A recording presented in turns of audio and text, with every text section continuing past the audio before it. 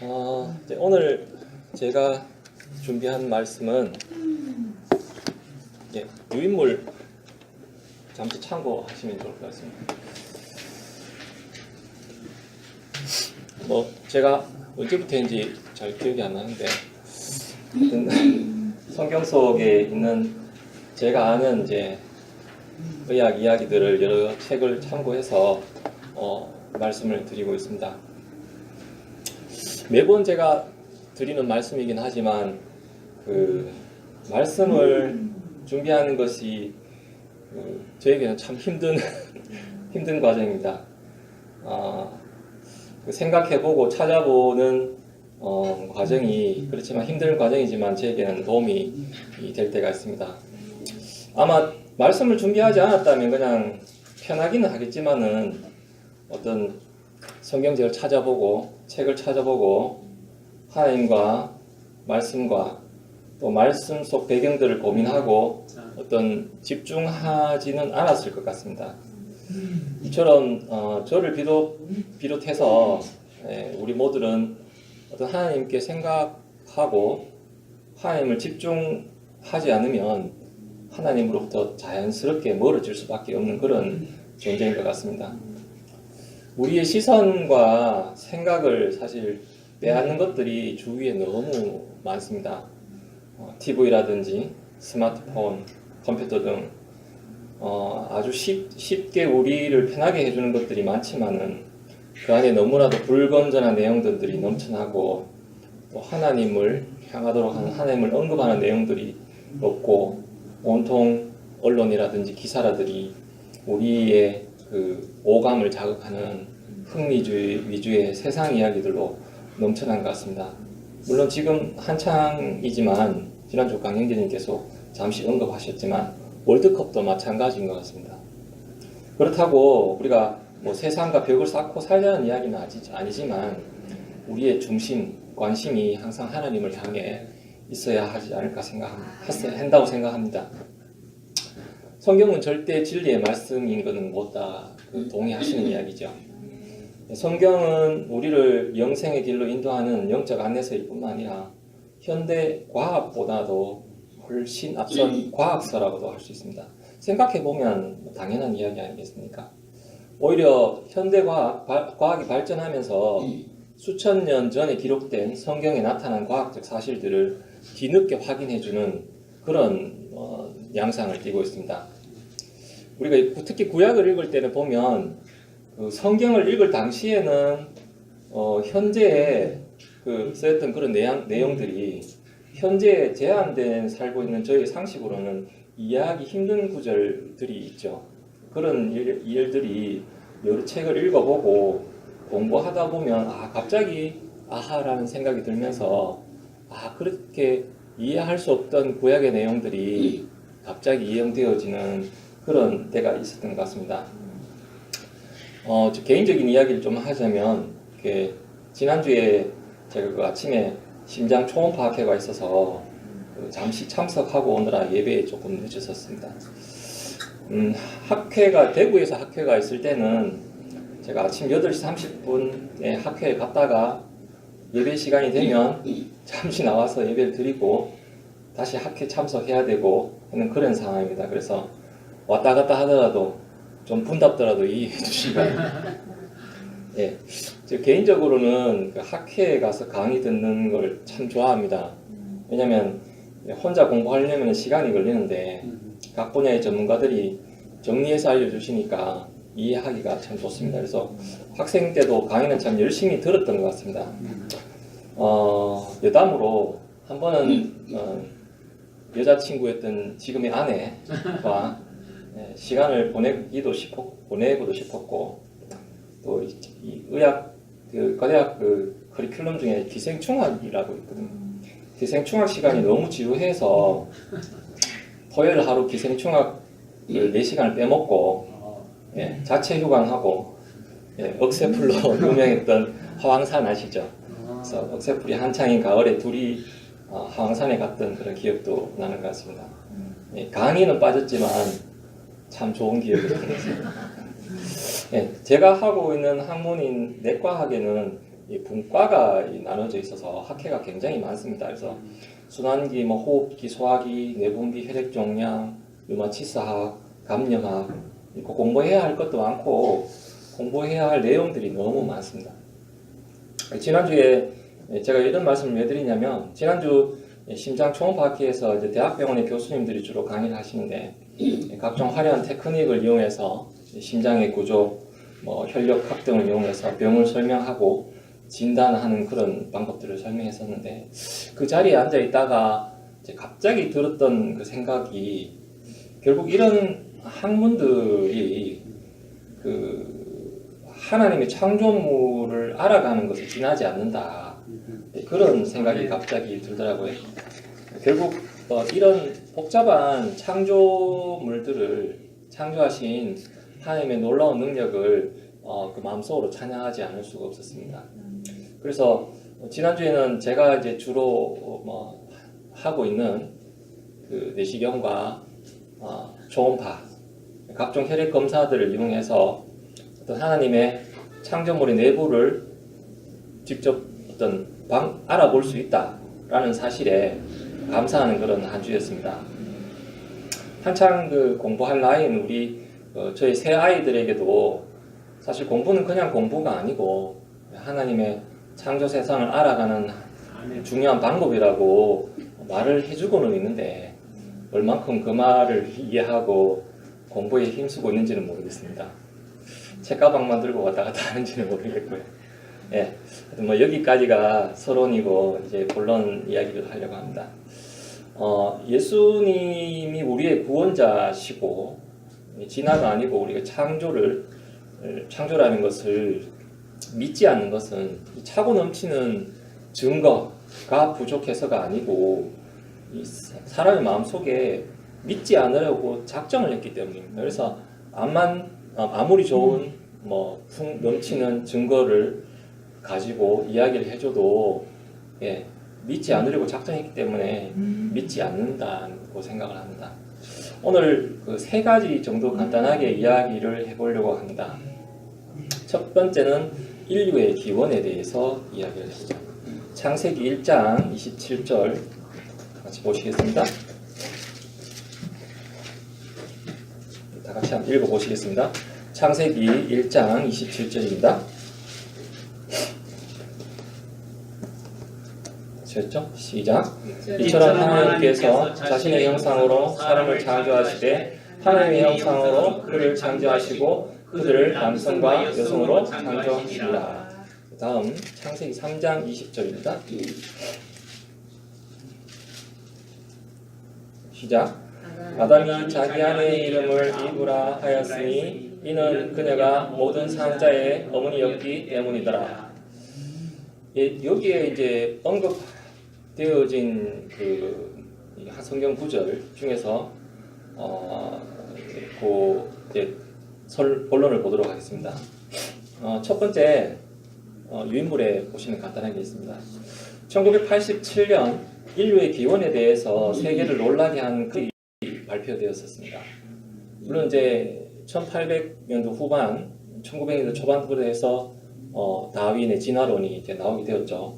그렇지만은 그런 진화론이 깊숙하게 파고들 무렵쯤에 세계를 놀라게 한 가설이 발표되었습니다. 첫 번째, 버클리 대학의 윌슨이라는 분이 주축이 돼서 그 외에 다른 2분이 더 있습니다.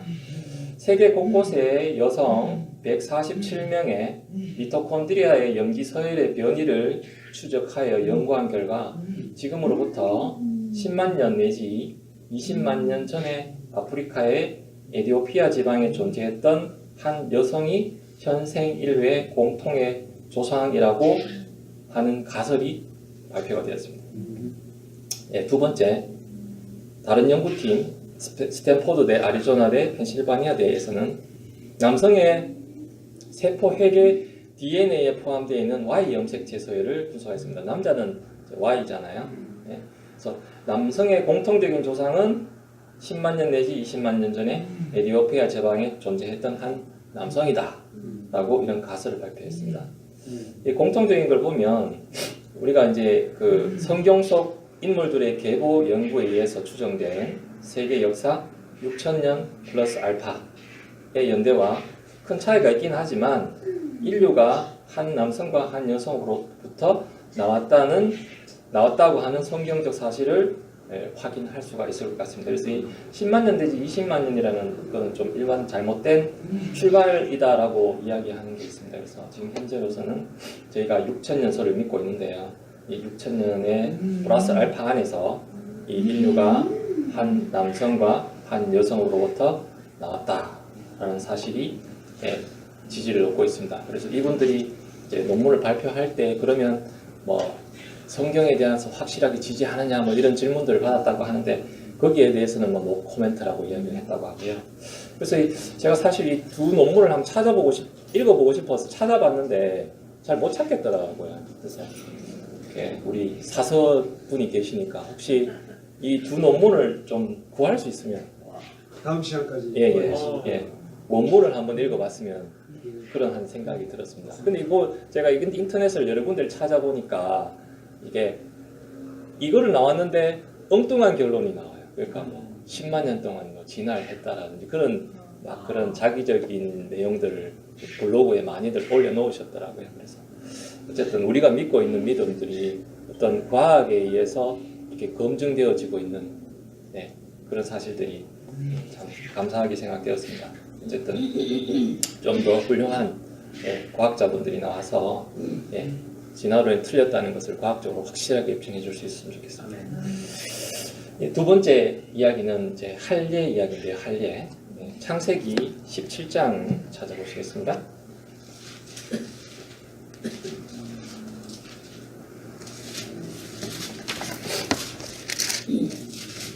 창세기 17장 9절에서 14절까지 다 같이 한번 읽어보실게요. 9절에서 14절 찾으셨습니까?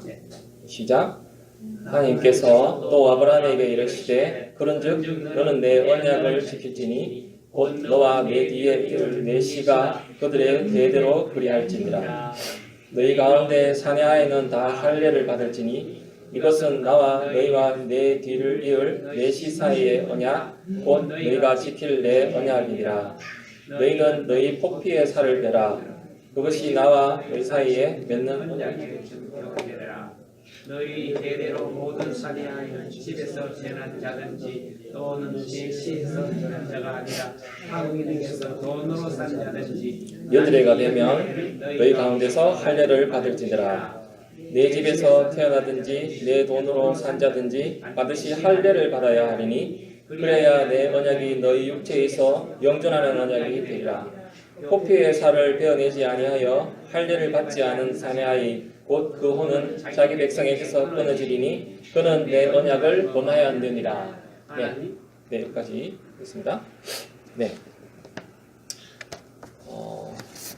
BC 2000년경 하나님께서는 아브라함과 언약을 맺으시면서 모든 사내아이는 태어난 지 8해 8일 만에 할례를 받으라고 하셨습니다. 그때 아브라함의 나이가 99세였습니다. 17장 1절에 보면 그렇게 나와 있습니다. 99세에 가장 예민한 부위를 할례하라는 말씀을 받아들이는 아브라함의 믿음이 참으로 실로 대단한 것 같습니다. 뭐 마취도 없고, 뭐 실도 없고, 우매는 거 없고 한데 그 믿음이 대단하지 않을까요? 근데 과연 여기서 이제 8일인 이유는 뭐냐라는 거죠. 왜 8일날 그 아기들 어떻게 될지 모르는데 그 하나님 말씀만 믿고 8일 만에 아기 그 포피의 살을 할례하라는 말을 따르는 게 참 어렵지 않을까요? 그 믿음이 참 저 같으면 모르겠습니다. 8일인 이유는 그 밑에 설명이 나와 있습니다. 혈액 응고의 필수 요소인 프로트롬빈의 양은 생후 3일에 성인의 30%에 달하고 그 후 계속 증가하여 생후 8일에 성인의 110%로 가장 높아졌다가 이후 점차 감소하게 된다고 합니다. 그러니까 생후 8일에 110%로 가장 높아지는 것이죠. 따라서 이 비타민 K가 뭐냐면 제가 좀 이따가 말씀드리겠지만 그 2번, 7번, 9번, 10번 그 혈액 응고 인자를 이렇게 활성화시켜주는 거거든요. 투여하여 인위적으로 프로트롬빈 농도를 높이기 위한 의학적 처치를 할 수 없다면 관리하기에 가장 좋은 때는 출생한 지 8일째이다. 말로 설명하니까 잘 그냥 이해 잘 안 되시죠? 멋지네요. 네. 보통 우리 아기가 이렇게 태어나면 이 엉덩이 탁탁 두드리고 이게 그 입에서 이렇게 빼가지고 먼저 그러니까 막 닦기거든요. 막 태변을 막 닦이고 해서 가장 먼저 하는 것이 이 비타민 K 주사입니다. 네, 비타민 K 주사고 그 다음에 이제 우리나라에 비형 간염이 많기 때문에 비형 간염 면역 그 1차 백신을 주사를 합니다. 네, 제가 알고 있는 게 그것까지입니다. 네, 그러면 보시면 우리가 이게 상처가 있지 않습니까? 상처가 이게 뭐 칼에 찔린다든지 하면 이 딱지가 생기잖아요. 딱지가 생기는 이유가 여기 상처가 팍 나면 이게 혈관인데 혈관이 먼저 일단 수축을 하게 됩니다. 수축을 하면서 또 약간의 딱지가 생기는데 제일 중요한 게 뭐냐면 요 섬유소라는 것이 엉키면서 혈소판이 여기에 딱 갖다 붙으면서 이렇게 견고한 딱지를 형성을 하게 돼서 피가 이게 철철철철 나지 않고 응고가 되게 되는 역할을 하는 것이죠. 여기 보면 섬유소, 혈소판 이런 것들이 딱지를 형성한다 이렇게 아시면 되고요. 이 복잡한 이제 보이시는지 모르겠습니다. 여기 보시면 요 인트린식 패스웨이가 있고 익스트린식 패스웨이가 있습니다. 그러니까 우리 혈액 응고의 과정에는 내적 요인이 있고 외적 요인이 있습니다. 그러니까 상처가 폭 나는 게 이제 익스트린식 패스웨이이고요.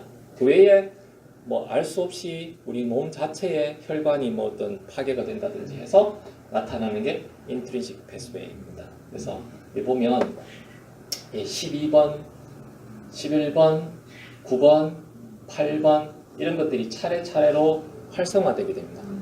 비활성화 폼에서 활성화를 그러니까 12번이 11번을 활성화시키고 11번이 9번을 활성화시키고 9번이 8번을 활성화시켜서 이 10번까지 오게 됩니다.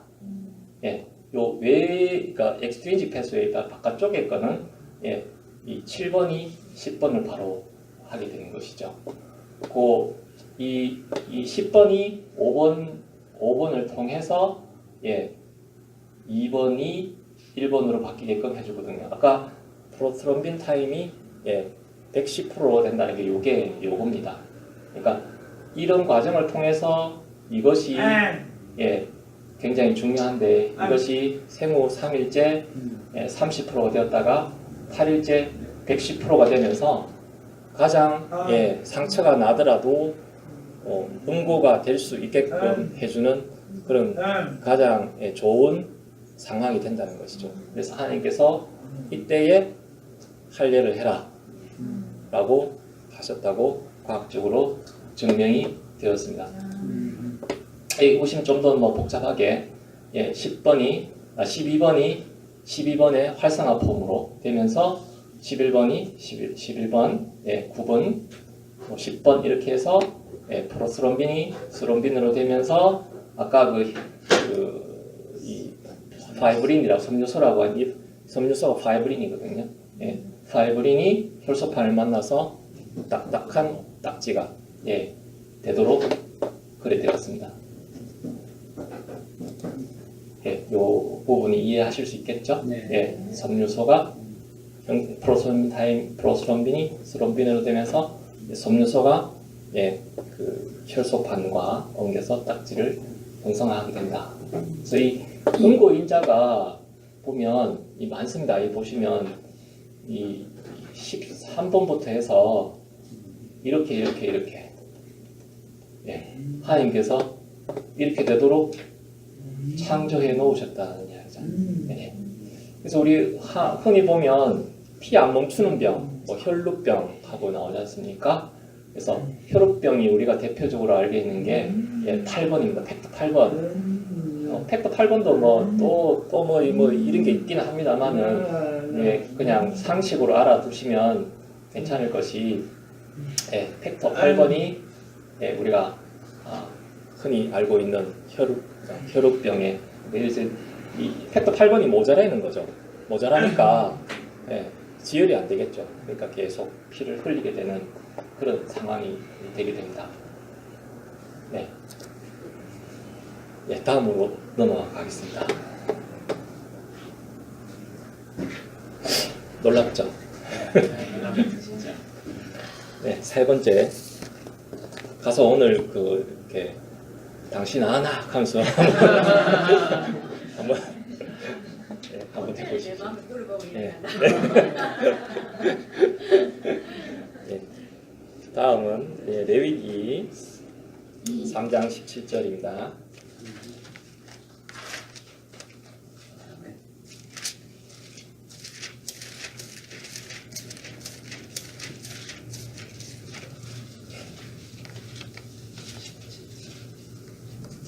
네, 3장, 여기 3장 17절입니다.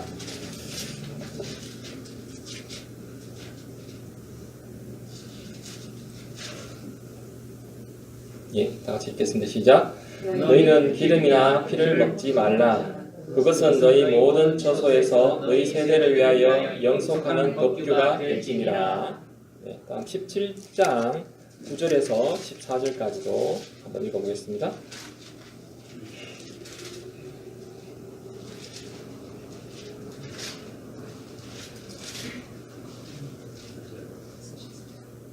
아, 9절이 아니고요. 죄송합니다. 11절, 죄송합니다. 17장. 네네, 17장입니다. 17장. 네, 9절에서 14절까지입니다.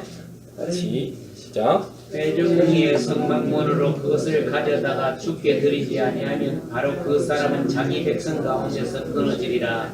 이스라엘의 집사람이나 너희 가운데 머무는 타국인 중에 누구든지 어떤 피를 먹으면 내가 피를 먹는 그 혼을 향해 내 얼굴을 보정하고 그의 백성 가운데서 끊으리니 이는 육체의 생명이 피에 있기 때문이니라. 내가 피를 너에게 주어 제단 위에 부여 너희 혼을 위해 속죄하게 하였나니 피가 혼을 위해 속죄하느니라. 그러므로 내가 이스라엘 자손에게 말하기를 너희 중에서 어떤 혼도 피를 먹지 말며 너희 가운데 머무는 어떤 타국인도 피를 먹지 말라 하였나니 이스라엘 자손이나 너희 가운데 머무는 타국인 중에 누구든지 먹을 수 있는 짐승이나 날짐승을 사냥하여 담는 자는 그것의 피를 쏟고 그 흙으로 그것을 덮을지니라. 이는 피가 모든 육체의 생명이기 때문이니 육체의 피는 육체의 생명을 위한 것이니라. 그러므로 내가 이스라엘 자손에게 말하기를 너희는 어떤 육체의 피든지 먹지 말라 하였나니 모든 육체의 생명은 그 육체의 피인즉 누구든지 피를 먹는 자는 끊어지리라. 스스로 주 네네, 거기까지 하겠습니다. 네, 보면 의학 치료 중에 사혈요법이라고 있습니다. 사혈요법. 물론 동양의 치료 방법이나 서양의 치료 방법 중에 사혈요법이라고 있습니다. 사혈요법 뭔지는 아시죠? 피를 뽑는 거죠. 네. 주전 4세기경부터 주후 19세기까지 인기를 누렸다고 이렇게 책에 나와 있던데 사실 현재까지도 굉장히 많습니다. 이는 이제 질병의 원인이 나쁜 피에 있다고 생각하고 피를 뽑는 시술을 한 것으로 동양이나 서양의 의학사에서 공통적으로 보여지는 치료입니다. 특히 이제 우리나라는 사혈을 굉장히 좋아합니다. 제가 실제로 이제 겪는 이야기인데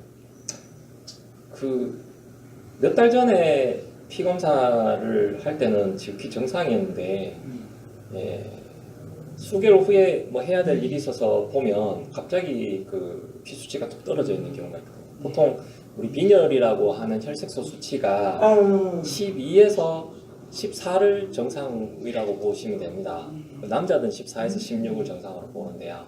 그래서 2달 전에도 정상이었던 분이 갑자기 이번 검사에 8이 나와요. 그러니까 피의 3분의 1이 없는 거죠.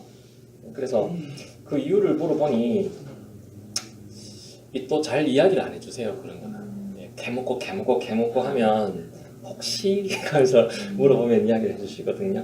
그래서 부항하면서 사혈을 했다고 하시더라고요. 부항하면서 사혈하는 거 아시죠? 먼저 이렇게 바늘로 이렇게 탁탁탁탁 피부에 상처를 내서 이제 부항을 해서 딱 하면 피가 콸콸콸콸 쏟아나오거든요. 시원할지는 모르지만 아주 이제 위험하다고 같습니다. 보통 그 자기 몸무게의 몇 프로 정도가 피인지 아십니까? 자기 몸무게 이제 아시니까 보통 자기 몸무게의 8% 정도가 피입니다. 그러니까 뭐 60kg 같으면 60kg를 하면 대충 5리터 정도가 자기 피라고, 그러니까 자기 몸무게 8%니까 5리터 정도가 피라고 생각하시면 되거든요. 그래서 어떤 분들은 피 조금 뽑는데 막 난리 납니다. 피 많이 뽑는다 하면서 그렇게 이야기 하시는 분이 있는데 5리터에 요만큼 뽑아봐야 별 차이는 안 납니다. 그런 분들이 보면 가서 부항 막 하고 그래요. 그래서 부항으로 꽤 많은 그 피가 나온다고 보시면 됩니다. 그래서 이제 어떤 뭐 사열에 대한 과학적 의학 역사인데요. 보면 이 세 분들이 벤자민 인 러쉬, 존 아담스, 토마스 제퍼슨 많이 들어보셨던 분이죠. 이분들이 이제 미국 그 건국의 아버지입니다. 미국 건국의 아버지이고 특히 벤자민 러쉬 박사, 이분이 아마 의사신 분 같은데 어떤 사열을 굉장히 좋아했던 그런 분들이라고 합니다. 그리고 보시면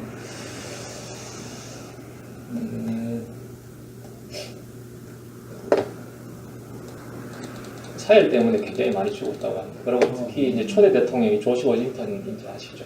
조지 워싱턴도 사열을 굉장히 좋아했다고 합니다. 그래서 결국 이분이 아침에 몸이 안 좋아서 그렇죠?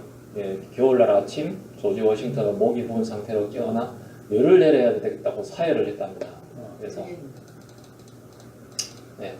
주치의자 친구인 이분이 3번 사열을 하고 오후에 2명의 의사가 더 와가 또 4번 사열을 하고 그래서 그에게서 출혈된 양은 합쳐서 2.5리터가 됐다 하다. 그러니까 이제 아까 제가 피가 5리터 정도 된다고 말씀드렸잖아요. 그래서 절반이 흘렀으니까 그럴 수밖에 없겠죠. 그래서 어쨌든 이런 사열하는 것들이 아주 제한적인 안에서는 효과가 있긴 한데 너무 무분별하게 하는 건 좀 위험하다. 그런 이야기를 좀 드리고 싶었습니다. 왜 하나님께서 레위기에서 피를 마시지 말라 그런 이야기를 하셨을까요? 첫 번째로 시편 16장 4절을 다 같이 한번 읽어보시겠습니다. 이방 종교에서는 피를 마시는 어떤 그런 행사가 있었다고 합니다. 그러니까 피를 마시고 그 자기들이 믿는 신을 경배하는 그런 예식이라고 합니다. 다 찾으셨습니까? 구약성경 853페이지입니다. 다 같이 읽어보십니다. 시작. 서둘러 다른 신을 따르는 자들은 고통이 더욱 많으리라. 나는 그들이 드리는 피의 음료물을 드리지 아니하며 그들의 이름도 내 입술에 올리지 아니하리로다.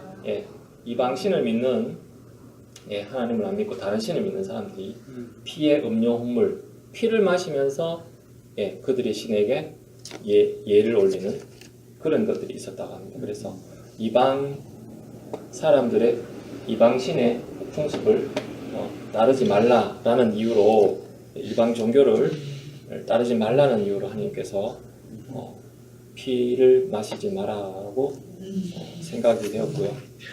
또 그 다음에 또 한 가지는 뭐냐면 이 동물의 피를 마시는 것은 굉장히 위험합니다. 우리도 한때 사슴 농장 이런 데 가서 사슴 피 같은 거 많이 마시고 했죠.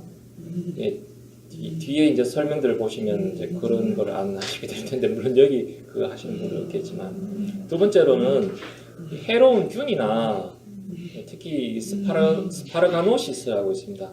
스파르가늄들의 기생충에 노출이 될 수가 있습니다. 이게 보시면 좀 흉측하더라도 보시죠. 이 사람의 몸 속에 있는 기생충입니다. 기생충.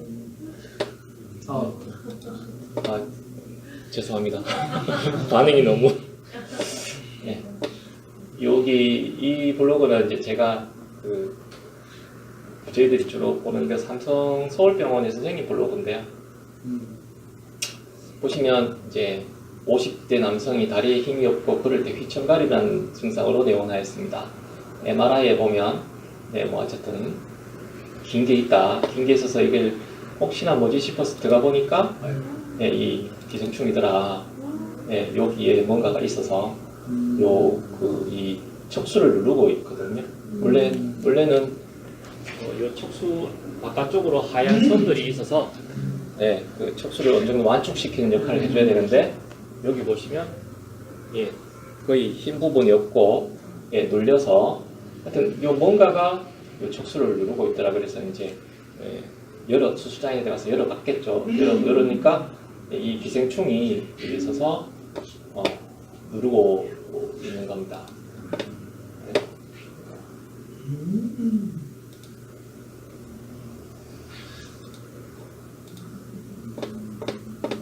네, 그렇습니다. 그래서 이 스파르가늄이라는 것은 이 말이 어렵죠. 만손 12조충. 아까 제가 기생충학에 들어가기 싫어서 와이프하고 놀러 갔다는 이야기 드렸죠. 4시간 동안 계속 이런 이야기 합니다. 만손 12조충이 어떻고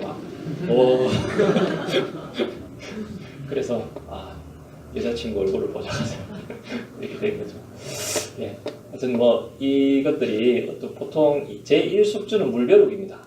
물벼룩이니까 생수 함부로 마시면 안 되겠죠. 우리 산에 가서 생수 막 먹지 않습니까? 생수 사실 먹으면 안 됩니다. 시원하다 하면서 먹어. 이게 이제 들어가서 사람은 제2중간 숙주인 뱀, 개구리 등을 불충분하게 익혀 먹을 때 감염이 됩니다. 그래서 우리나라는 농후한 유행지로서 세계적으로 중매가 많습니다. 그런데 요새 뱀은 거의 잘 많이 안 먹잖아요. 주로 20, 30대 남자가 뱀을 먹어서 감염이 되고 아마 증리의 20%는 여자분인데 뱀을 안 먹는 게 아니고 아까도 말씀드렸죠. 뱀이나 개구리를 잡아먹는 경이 없어도 약수 등 음료를 마실 때 생기게 된다. 여자도 뱀 먹냐? 이제 물, 약수 때문에. 약수. 그냥 물 먹으면 안 된다는 거죠. 그래서 반드시 끓여 먹어야 됩니다. 그래서 피부에 상처나 염증 치료를 위해서 뱀 껍질이나 개구리 껍질을 붙이는 그런 것들도 생길 수가 있다. 아까 말씀드린 그 부분이고요. 이렇게 생겼습니다. 하여튼 일단 대표적으로 이제 이걸 보여드려서 그런데 이것뿐만 아니라 다른 기생충들이 있고 오늘은 이제 제가 요만큼 하겠는데 다음 주에 보면 우리가 왜 또 돼지고기를 먹지만 불결한 짐승이라고 해요. 왜 돼지고기가 불결한 짐승이냐? 거기에 대해서도 또 말씀드리겠습니다. 하여튼 오늘까지 하는데요. 하여튼 그렇고 세 번째로는 다른 짐승의 피를 먹으면 그 안에 독소들 때문에 콩팥이 이렇게 오그라지는 병이 생기기도 합니다. 그래서 어쨌든 오늘 세 가지 정도를 말씀을 드렸는데요. 성경을 읽다 보면 우리의 현재 상식으로는 이해가 되지 않는 그런 부분들이 과학이 발달하면서 그 당시에는 하나님께서 구약 시대에 그렇게밖에 이야기할 수가 없었겠다. 왜냐하면 그분들은 과학이 발전하지 않았으니까 왜 그래야 되는지 이유를 알 수가 없잖아요. 근데 하나님은 다 아시는 분이니까 그렇게 설명을 어떻게 불결한 거 피를 마시지 마라 그렇게 이야기를 할 일을 언제 받아라 이렇게 이야기를 하셨을 거라고 생각합니다. 그래서 제가 이렇게 이야기를 드리는 것은 이런 이제 이 준비를 해서 말씀을 드리는 것은 이제 성경을 읽으실 때 한 번씩 그런 제가 농담 삼아 이야기도 드리지만 그런 이야기들을 기억하시면서 성경을 읽으시면 좀 더 머리에 남지 않을까 하는 의미에서 이렇게 준비를 해봤습니다. 다음 주에는 또 다음 달에는 좀 더 다른 이야기로 준비해서 말씀드리도록 그렇게 하겠습니다. 오늘 여기까지입니다. 감사합니다.